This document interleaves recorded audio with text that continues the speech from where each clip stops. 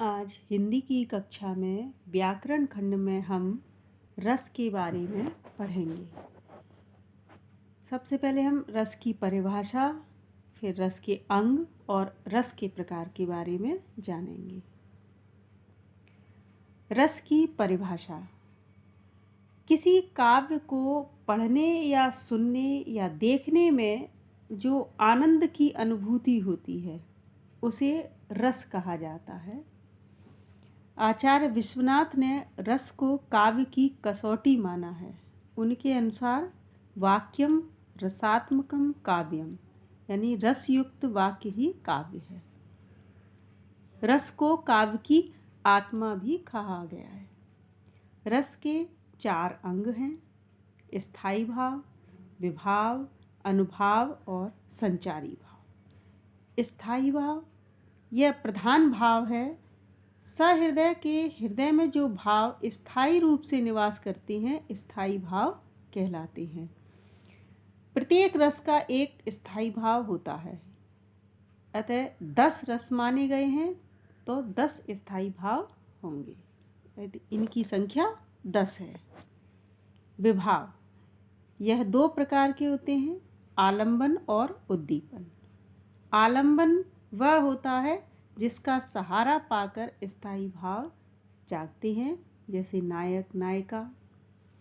आलंबन के भी 2 अंग हैं: आश्रय और विषय। आश्रय वह होता है जिस व्यक्ति के मन में भाव जागृत हो, उसे हम आश्रय कहते हैं। विषय जिसको देखकर भाव मन में जागृत हो, उसे हम विषय कहते हैं। उद्दीपन जिन वस्तुओं या परिस्थितियों को देखकर भाव उद्दीप्त होने लगता है उसे हम उद्दीपन कहते हैं, जैसे चांदनी, कोकिल, एकांत स्थल, कोई बगीचा। हम यदि इनको देखकर हमारे मन में जो भाव आए उसे हम उद्दीपन कहते हैं। अनुभाव मन के भावों को व्यक्त करने वाले शरीर के विकार अनुभाव कहलाते हैं। इनकी संख्या 8 मानी गई है, जैसे स्वेद, रोमांच, कंपन, अश्रु, प्रलय, विवर्णता, स्वरभंग, स्तंभ, ये अनुभाव कहलाते हैं। अनुभाव यानी आश्रय की बाह्य शारीरिक चेष्टाएं जो होती हैं उनको हम अनुभाव कहते हैं। संचारी भाव मन में संचरण करने वाले, संचरण यानी आने जाने वाले भावों को संचारी भाव कहते हैं। ये स्थायी नहीं होते, आते जाते रहते हैं। इनकी संख्या 33 मानी गई है, जैसे हर्ष, लज्जा, भय, चिंता, मोह, गर्व इत्यादि। ये संचारी भाव कहलाते हैं। रस के प्रकार। रस के 10 प्रकार हैं।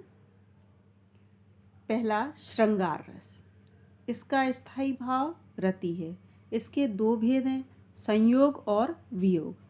संयोग में नायक नायिका के मिलन का प्रसंग है और वियोग में नायक नायिका के वियोग का प्रसंग है। सहृदय के हृदय में जब रति नामक स्थायी भाव का विभाव, अनुभाव और संचारी भाव से संयोग होता है तब श्रृंगार रस की उत्पत्ति होती है। उदाहरण के द्वारा देखें: एक पल मेरे प्रिया के दृग पलक थे उठे, ऊपर सहज नीचे गिरे, चपलता ने इस विकंपित पुलक से दृढ़ किया, मानो प्रणय संबंध था। इस उदाहरण में हम देखें तो यहाँ नायक नायिका के मिलन का वर्णन है, तो यहाँ संयोग श्रृंगार होगा। यहाँ आलंबन है प्रेमिका, उद्दीपन है दृग पलक यानी नेत्र और उसकी पलक, अनुभाव है पलकों का ऊपर नीचे होना और संयोग भाव है चपलता। दूसरा वियोग श्रृंगार का उदाहरण देखें: निस्दिन बरसत नयन हमारे, सदा रहत पावस ऋतु हम पे, जब ते श्याम सिधारे। जब श्याम गोकुल को छोड़कर मथुरा आ गए थे तो गोपियों की स्थिति जो थी उसका वर्णन इसमें किया गया है, यानी कृष्ण से विरह का इसमें वर्णन है। तो यहाँ वियोग श्रृंगार होगा। दूसरा शांत रस, इसका स्थायी भाव निर्वेद या वैराग्य है। जब हृदय में तत्व ज्ञान या वैराग्य के भाव जागते हैं तब शांत रस की निष्पत्ति होती है। अर्थात सहृदय के हृदय में जब वैराग्य या निर्वेद स्थायी भाव का विभाव, अनुभाव और संचारी भाव से संयोग होता है तब शांत रस की निष्पत्ति होती है।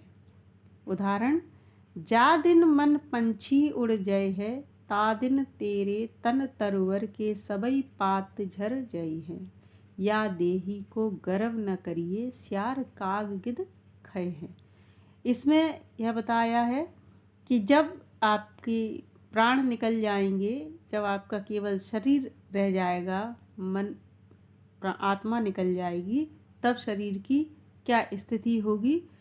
इसलिए इस शरीर पर कभी गर्व नहीं करना चाहिए। तो यहाँ वैराग्य की भावना आ रही है मन में, तो यहाँ शांत रस होगा।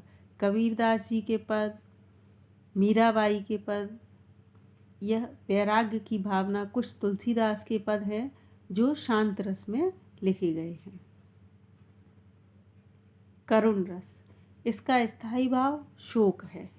जब किसी प्रिय वस्तु से दूर होने या खोने का भाव आता है तब करुण रस की निष्पत्ति होती है। अर्थात शोक नामक स्थायी भाव का जब विभाव, अनुभाव और संचारी भाव से संयोग होता है तब करुण रस होता है। उदाहरण, सब बंधुन को सोच तजे, तज गुरुकुल को नेह, हा सुशील सुत किम कियो अनत लोक में गेह। इस उदाहरण में पुत्र की मृतदेह के सामने जब पिता का जो करुण रुदन है उसका विवरण इसमें किया गया है, वर्णन। तो यहाँ आश्रय पिता है, आलंबन पुत्र, अनुभाव पिता के उद्गार हैं और संचारी भाव दीनता या मोह है। तो जहाँ जब दुख की बात होती है उस पद में हम करुण रस को देखते हैं। हास्य रस, इसका स्थायी भाव हास है। जब किसी की विचित्र वेशभूषा, वाणी या चेष्टा के कारण हमें हंसी आ जाए वहाँ हास्य रस होता है। जब हास नामक स्थायी भाव का विभाव, अनुभाव और संचारी भाव के साथ संयोग होता है तब हास रस की निष्पत्ति होती है। उदाहरण, इस दौड़ धूप में क्या रखा है, आराम करो आराम करो, आराम जिंदगी की कुंजी, इसमें न तपेदिक होती है। यहाँ पर आलंबन कौन है? व्यक्ति है। उद्दीपन है व्यंग्य उक्तियाँ, अनुभाव है खिलखिलाना, हंसना और संचारी भाव है हर्ष का। तो यहाँ जब हंसी की बात आए तो वहाँ हास्य रस होगा। वीर रस, इसका स्थायी भाव उत्साह है। जब उत्साह का विभाव, अनुभाव और संचारी भाव के साथ संयोग होता है तब वीर रस होता है। उदाहरण देखें, हे सारथे है द्रोण क्या, देवेंद्र भी आकर अड़े, है खेल क्षत्रिय बालकों का व्यूह भेदन कर लड़े। जब चक्रव्यूह भेदन की बात थी तब अभिमन्यु ने कहा था कि हे सारथे, द्रोण क्या, देवेंद्र स्वयं इंद्र भी आकर युद्ध के मैदान में लड़ेंगे तो भी हम युद्ध करेंगे। यहाँ खेल बालकों का खेल है, क्षत्रिय बालकों का ये खेल है कि व्यूह का भेदन वे करें। यहाँ पर वीरता की बात आ रही है, उत्साह की बात है, तो यहाँ वीर रस होगा। इसमें आश्रय अभिमन्यु है, आलंबन द्रोणाचार्य, अनुभाव अभिमन्यु और संचारी भाव उग्रता का है। तो जब किसी पद में, कविता में उत्साह का भाव आए तो वीर रस की निष्पत्ति होती है। रौद्र रस, इसका स्थायी भाव क्रोध है। जब स्थायी भाव का विभाव, अनुभाव और संचारी भाव के साथ संयोग होता है तब रौद्र रस की निष्पत्ति होती है। श्री कृष्ण के सुन वचन अर्जुन क्रोध से जलने लगे, सब शोक अपना भूल कर करतल युगल मलने लगे। ये कृष्ण और अर्जुन का महाभारत युद्ध के समय का जो संवाद है। तो कृष्ण ने अर्जुन को जो ज्ञान दिया, अर्जुन अपना सारा दुख भूलकर क्रोध में आ गए और अपनी हथेलियों को मलने लगे। तो यहाँ पर क्रोध का भाव आया, इसलिए यहाँ रौद्र रस होगा। इसमें आश्रय कौन है? अर्जुन। आलंबन है शत्रु। अनुभाव है क्रोधपूर्ण घोषणा उनकी। संचारी भाव है आवेग मन में जो आया। वह जब क्रोध किसी भी पद में, किसी भी कविता में जब हमें क्रोध या गुस्से का भाव नजर आए तो वहाँ पर रौद्र रस की निष्पत्ति होती है। भयानक रस, जब इसका स्थायी भाव है भय। जब सहृदय के हृदय में स्थायी भाव भय का जब विभाव, अनुभाव और संचारी भाव के साथ संयोग होता है तब भयानक रस की निष्पत्ति होती है। भय यानी डर। उदाहरण के द्वारा समझें से, नभते झपटत बाज लख भूल्यो सकल प्रपंच, कंपित तन व्याकुल नयन लावक हिल्यो न रंच। जब आकाश से बाज को अपनी ओर झपटता देखा तो लावक पक्षी इतना कांप गया कि उसके नयन यानी नेत्र बंद हो गए और उसका शरीर कँप गया और वह अपने स्थान से बिल्कुल भी नहीं हिला। तो यहाँ पर उसके हृदय में कैसे भाव आ गए? एक डर के, भय के भाव। तो यहाँ आश्रय होगा पक्षी। आलंबन कौन है? बाज। उद्दीपन है बाज का झपटना।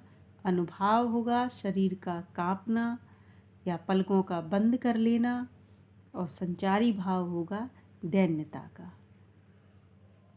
जब डर की स्थिति हो तब भयानक रस की निष्पत्ति होती है। बीभत्स रस, जब घृणा नामक स्थायी भाव का विभाव, अनुभाव और संचारी भाव के साथ संयोग होता है तब बीभत्स रस की निष्पत्ति होती है।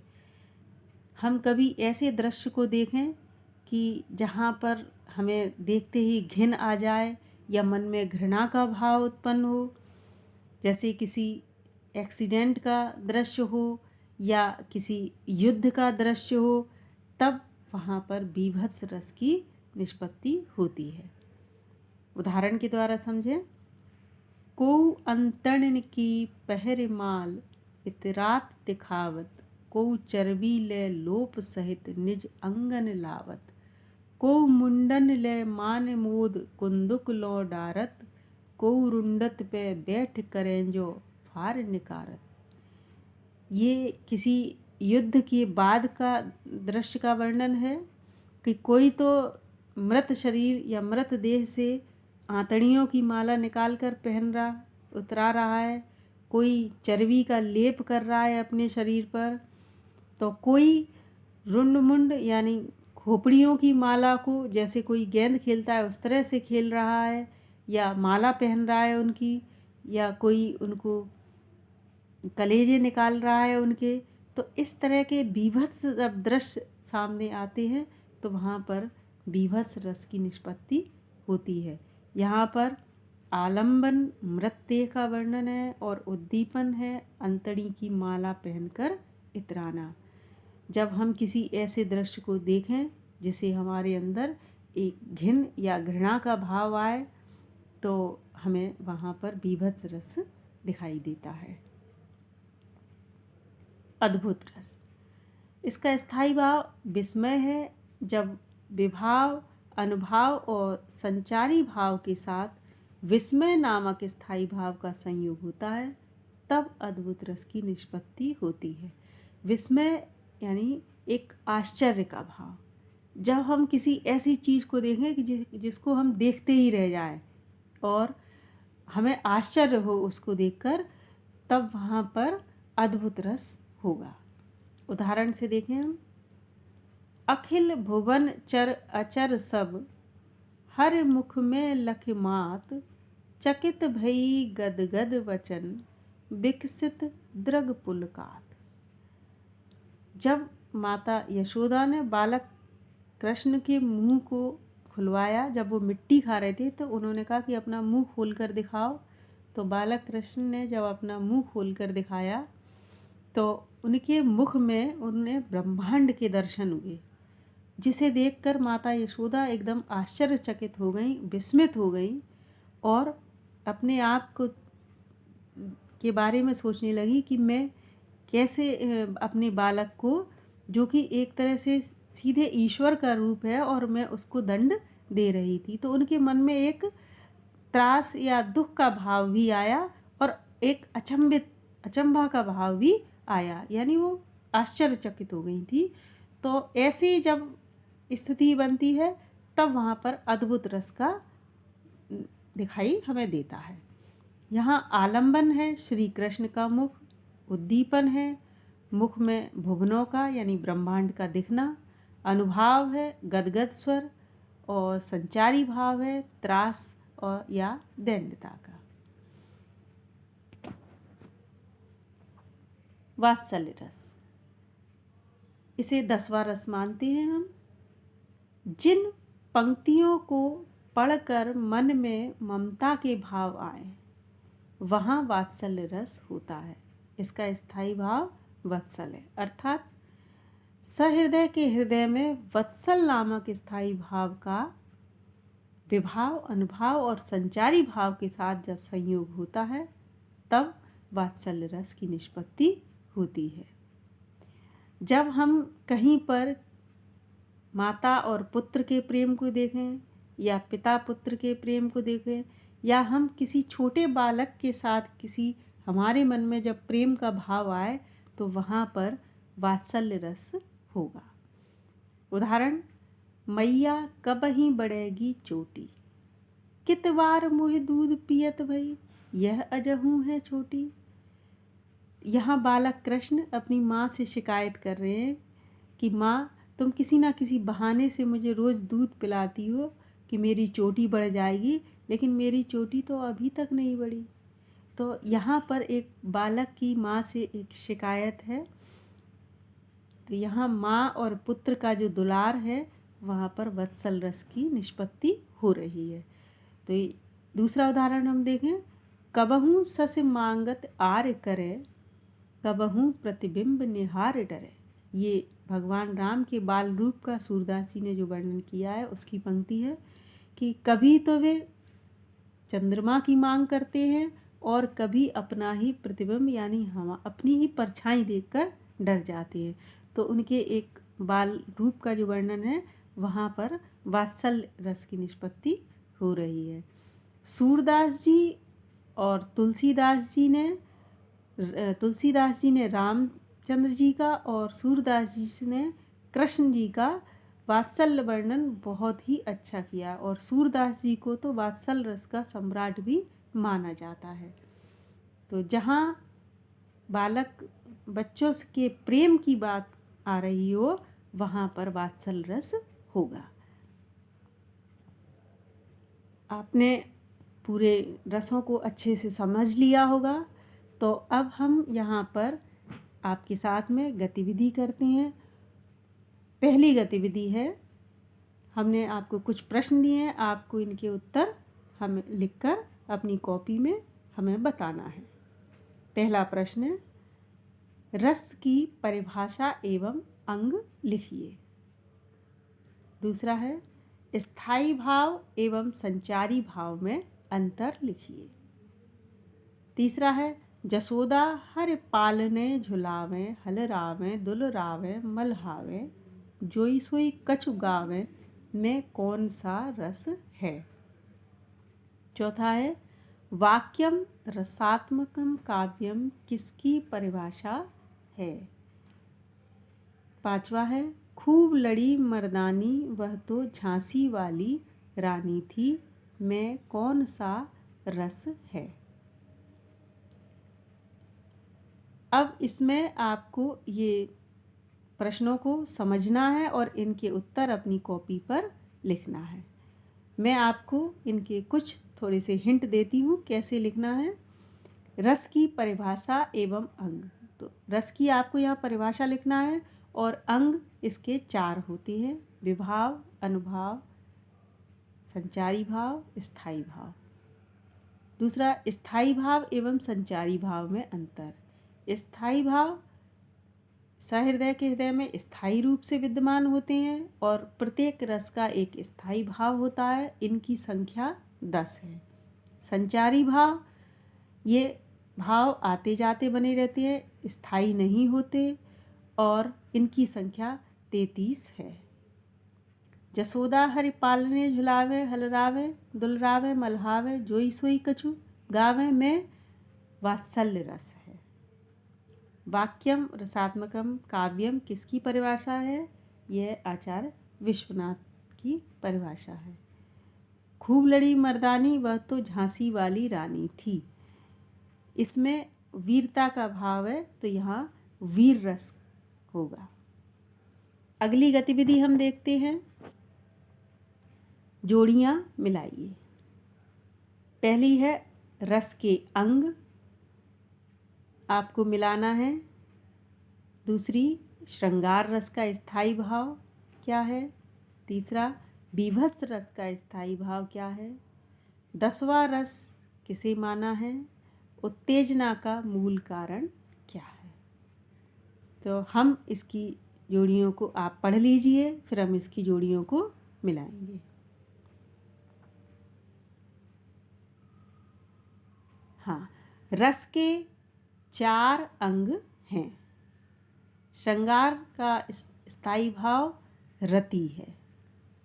बीभत्स का स्थायी भाव जुगुप्सा है। 10वां रस वात्सल्य रस को माना गया है।